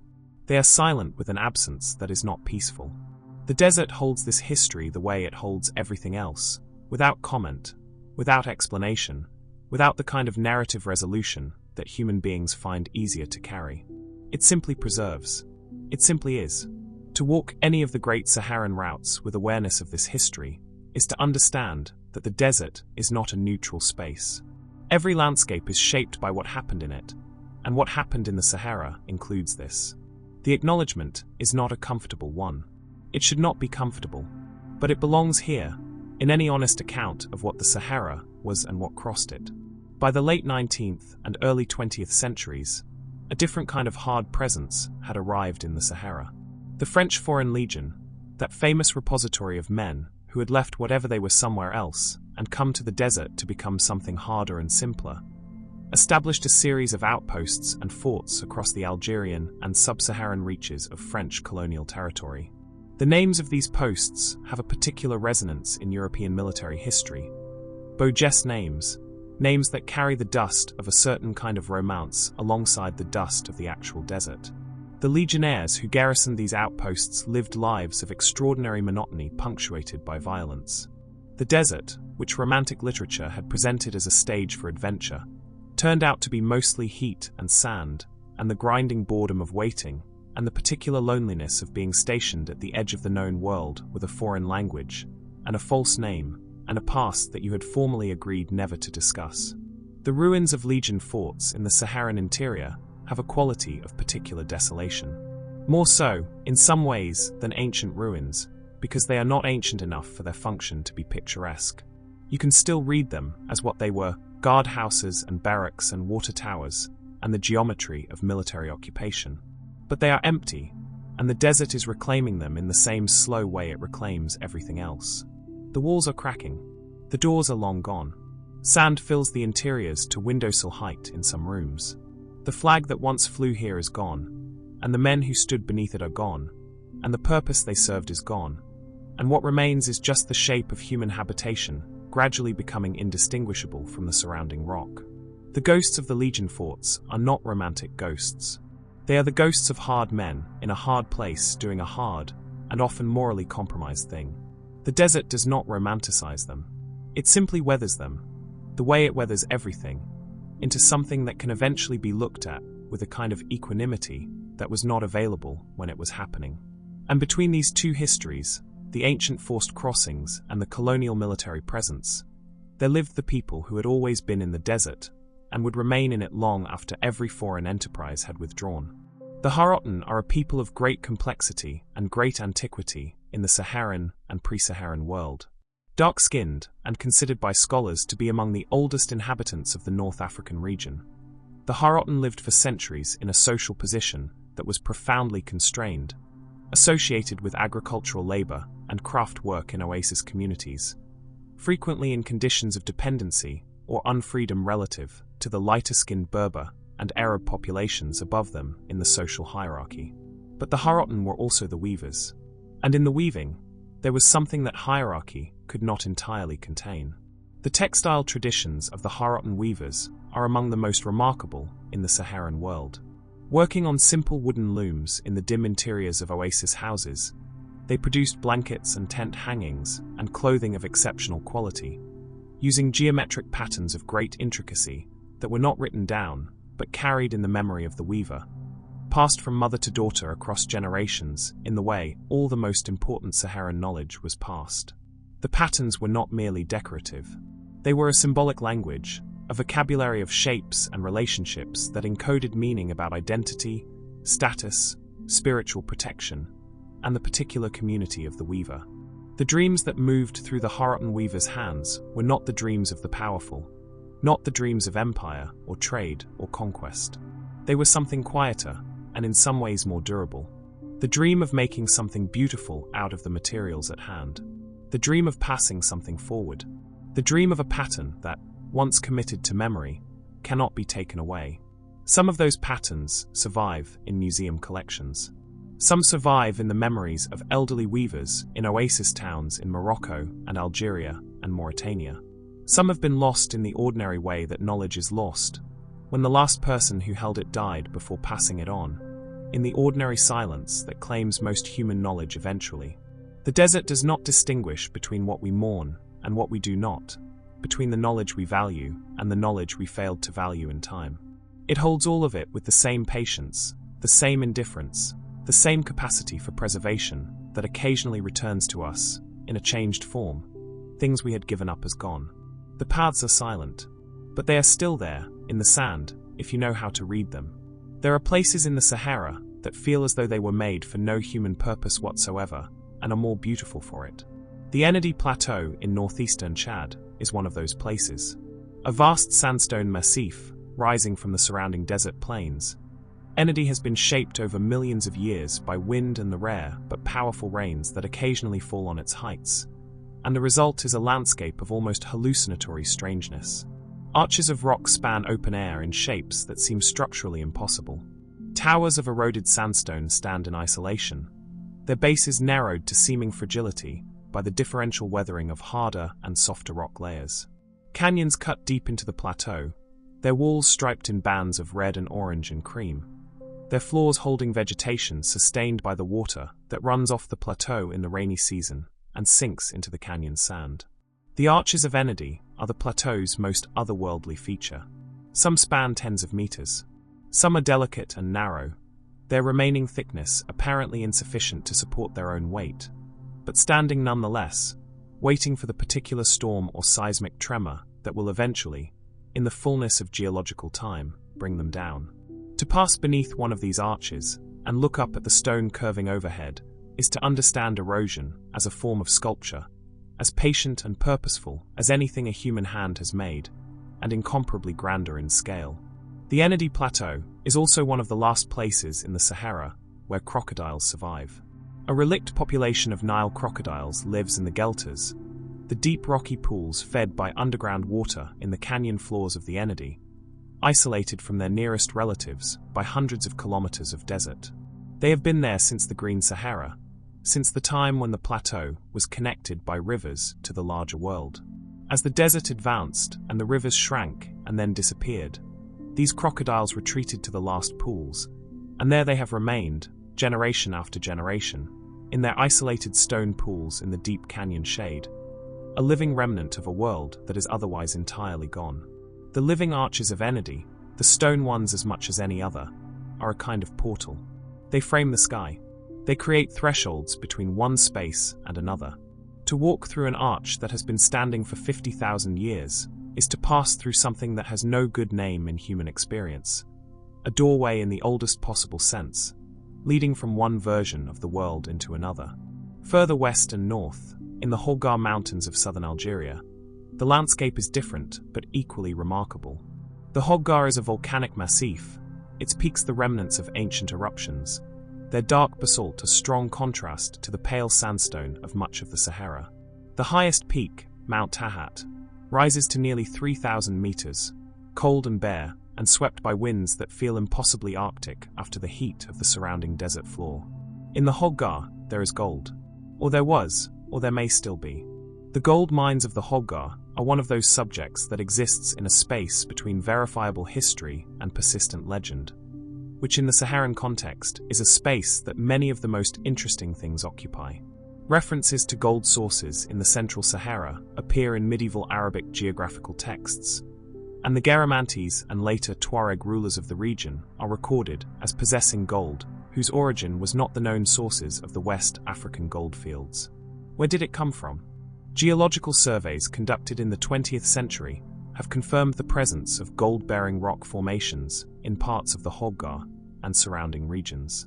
Small-scale, artisanal gold mining has occurred there historically, but the full extent of whatever resources existed, and the nature of the ancient mining operations that may have exploited them, remains imperfectly understood. The legend, as legends do, has grown larger than the underlying reality, whatever that reality was. In the oral traditions of the region, the Holgar gold is vast, hidden, guarded, accessible only to those who know where to look and have the right to look there. The right knowledge, the right blood, the right dreams, and wandering through the Holgar, through its dark volcanic peaks and its broad gravel plains, and its unexpected valleys where fig trees grow from cracks in the basalt, there is the possibility that any of these stories might be true. The Holgar is large enough and remote enough that the gap between what is known and what might be remains substantial. That gap is not empty. It is full of the particular possibilities that only very remote places still sustain. The people who know the Holgar best have always been the Kela Hoggar, the Tuareg of the Holgar region, and among them the subgroup known historically as the Kela Jer, and more romantically in European literature as the Blue Men of the Sahara. The name comes from the indigo-dyed cloth that Tuareg men have traditionally wrapped around their heads and faces as a veil. The deep blue dye, which transfers slightly onto the skin of the wearer over time, giving a faint blue tinge to the face and hands, became a visual signature so associated with Tuareg identity in European imaginations that it produced this slightly poetic, slightly reductive name. The Blue Men, the people of the veil. The reality of Tuareg culture is far richer and more complex than the name suggests. The Tuareg are a Berber people with a matrilineal social structure unusual in the Islamic world, in which lineage and certain kinds of property pass through the mother's line, and women have a degree of social freedom uncommon in the surrounding cultures. Tuareg women traditionally do not veil, while men do. The veil worn by Tuareg men is not primarily a religious practice, but a social and practical one. It protects against the desert wind and sun. It is also a marker of status and identity, worn higher or lower on the face depending on social context, adjusted in the presence of strangers or elders. Its management a subtle language of respect and relationship. Tuareg society was traditionally divided into a complex hierarchy of nobles, vassals, craftspeople, and those with religious authority, with elaborate protocols governing the relationships between these groups. The camel-herding noble clans of the Hoggar moved across enormous territories with a confidence born of deep knowledge and long precedent. This was their desert. The waterholes were known to them by name and history. The routes were mapped in their minds in a detail no paper could capture. The legends attached to the Hoggar Blue Men in European literature are mostly projections, the romantic fantasies of outsiders encountering people whose way of life was genuinely foreign, and whose landscape was genuinely extraordinary, and who therefore became, inevitably, the canvas on which various myths were painted. Warriors of the desert, guardians of ancient secrets, men without fear. The truth is both more ordinary and more interesting. The Tuareg of the Hoggar were pastoralists and traders and raiders and musicians and poets, doing what people in any complex society do, navigating the demands of economy and family and faith and identity in a landscape that required extraordinary skill to inhabit, and rewarded that skill with a freedom of movement that few other ways of life could offer. They are still there, changed, connected to the modern world in ways their great-grandparents could not have imagined, dealing with the particular difficulties that the borders drawn through their territory by colonial powers created, navigating modernity and tradition with varying degrees of success and difficulty. But still there, still in the Hoggar, still looking up at Mount Tahat's dark peak against the desert sky. The arches of Enedi frame their sky. The gold may still be in the rock somewhere below their feet. The blue cloth is still wrapped, by some, against the wind and the world. The desert endures, and those who know it best endure with it. Let the pace slow here. Let the breath deepen. We are moving now into a different register of the Saharan world, the layer that exists beneath the practical and the historical and the scientific, the layer that the desert's most intimate inhabitants have always known was there, the layer of the unseen, the layer of the wind that has a name and a character, the layer of the moon on pale sand, the layer of mystery that the desert does not explain and does not need to. In the Arabian Peninsula, on the far eastern edge of the great desert world, there is a place called the Rub al-Khali, the empty quarter, the largest continuous sand desert on Earth, covering some 650,000 square kilometers of the southern Arabian landmass in an unbroken sea of dunes that reach, in places, 300 meters in height. It is one of the most completely inhospitable places on the planet. In summer, surface temperatures on the sand exceed 80 degrees Celsius. There is no permanent water anywhere in its vast interior. No roads cross it. Even by modern standards, it is genuinely, profoundly empty. And yet the Rub al-Khali is not, in the traditions of the people who live at its edges, an empty place. It is a full one, full of jinn. The jinn of Islamic cosmology are beings made of smokeless fire, created before humanity, inhabiting the spaces between the human world and something older and less defined. They are not simply demons or evil spirits, though they can be those things. They are complex, morally various beings with their own societies and purposes and desires, capable of extraordinary things, and not reliably interested in human welfare. In the desert tradition, They are associated particularly with the wind, with the mirage, with the strange sounds the sand makes, with the disorientation that extreme heat and isolation produce in the human mind. The jinn winds of the Rub al-Khali are described in the oral traditions of the Bedouin with a specificity that speaks to long and careful observation. A particular kind of dust devil that spins tightly and moves with apparent purpose is understood as a jinn in transit. The whirlwind that appears suddenly on a clear day and as suddenly vanishes carries something with it that is better not looked at too directly. The voice heard in the wind at night, the voice that sounds almost like a word, almost like a name, is understood as communication from something that cannot be safely ignored. This is not primitive superstition. It is an interpretive framework applied to real phenomena by people who lived closely enough to the desert to understand that it behaves in ways that require explanation. The dust devil is real. The eerie sound of the singing dunes is real. The disorientation produced by days of heat and isolation is real. The jinn tradition provides a language for these experiences that is both respectful of their power and practically useful. There are protocols for dealing with jinn, ways of speaking and moving and behaving that acknowledge their presence without inviting trouble.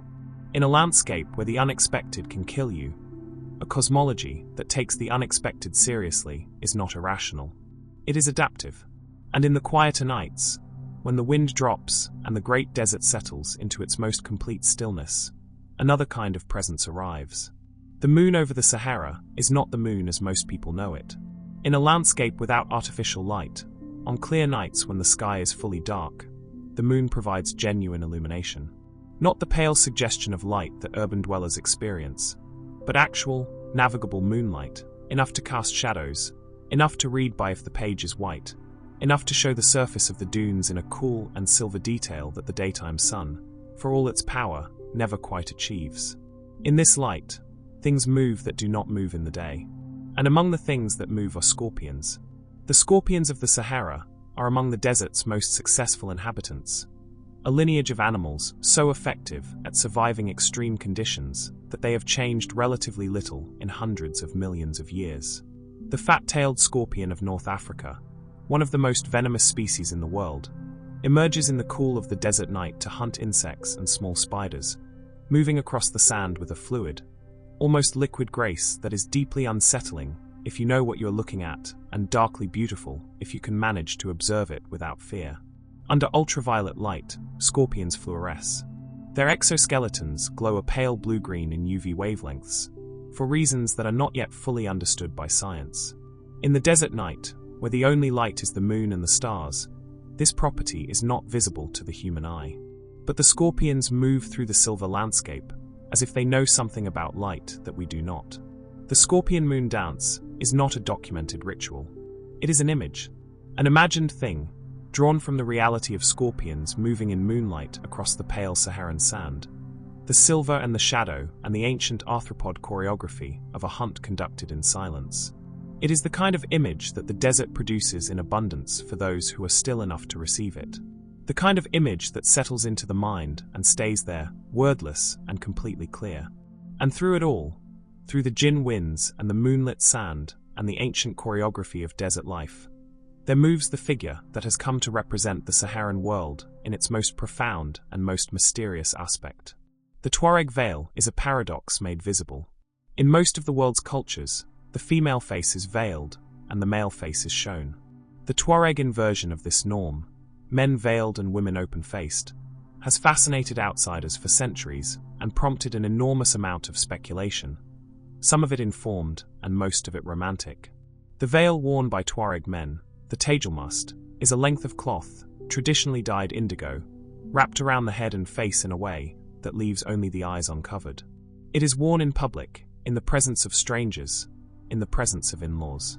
It is adjusted upward in situations of respect and formality. It is relaxed in the company of intimates. It is, in a sense, a portable architecture of social space, a way of controlling the degree of one's exposure to the world.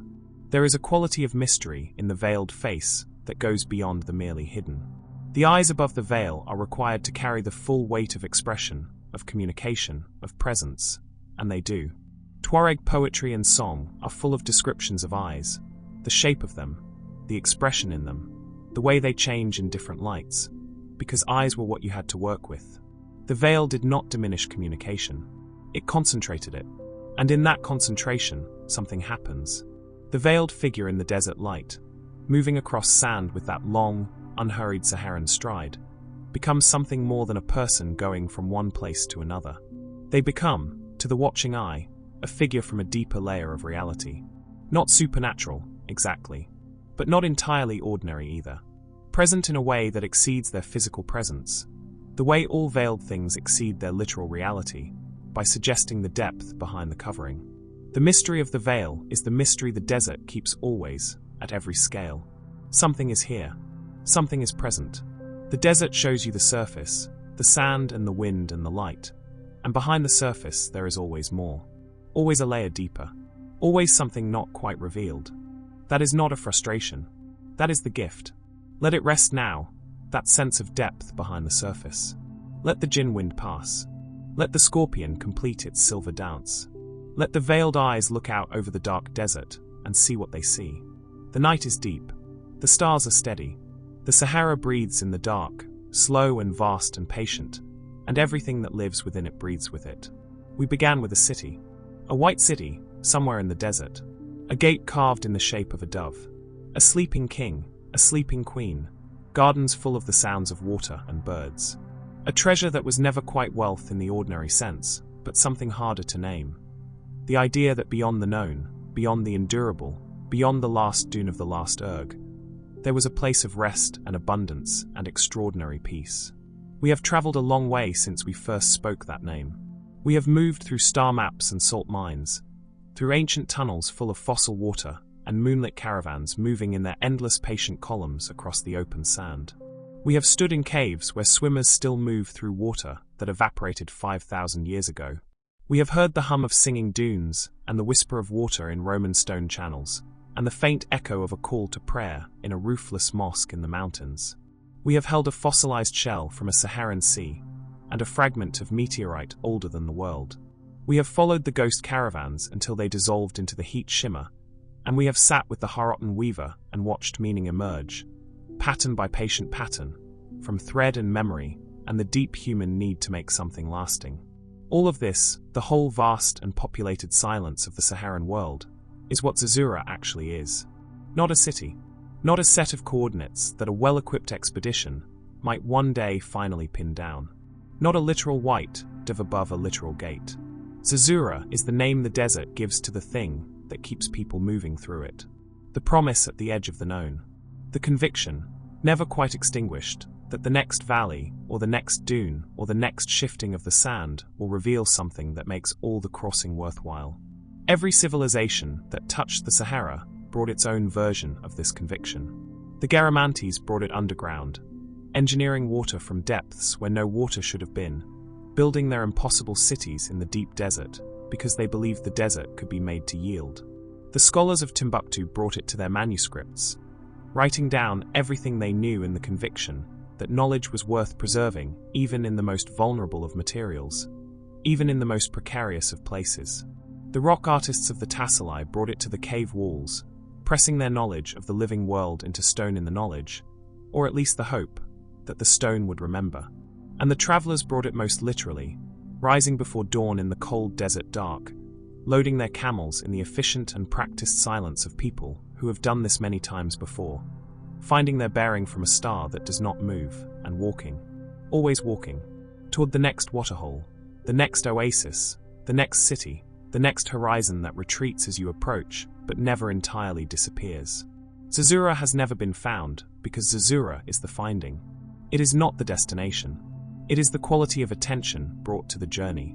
It is what happens to a person who crosses the Sahara, or tries to understand it, or simply sits quietly and lets its scale and silence enter them. Something shifts. Something that was tight and defended and noisy in the ordinary world loosens and stills.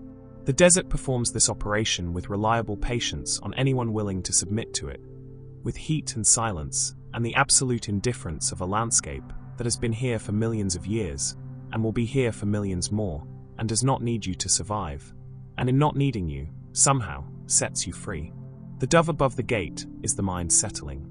The sleeping king and queen are the parts of you that rest when the noise stops. The treasure is what remains when everything unnecessary has been stripped away by the long walk through the sand. Somewhere out there, the dunes are moving in the slow and ancient way they always move, lifted and shifted and set down again by a wind that has been crossing this desert since before there were human words for wind. The stars are turning in their great wheel above the dark plateau. The ibex stands on its ridge. The fennec listens to the world beneath the sand. The camel moves in its dreaming. And the city waits, white as a dove, just beyond the next dune. It has always been just there. It always will be. The Sahara does not ask to be understood. It does not arrange itself for human comfort, or present its secrets in any order that makes easy sense.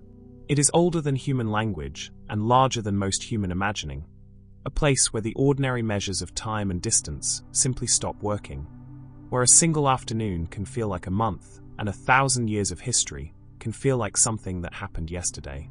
But those who have crossed it, lived within it, painted its cave walls, or walked its caravan routes, or simply sat in its silence long enough to hear what the silence actually contains, have always come away changed.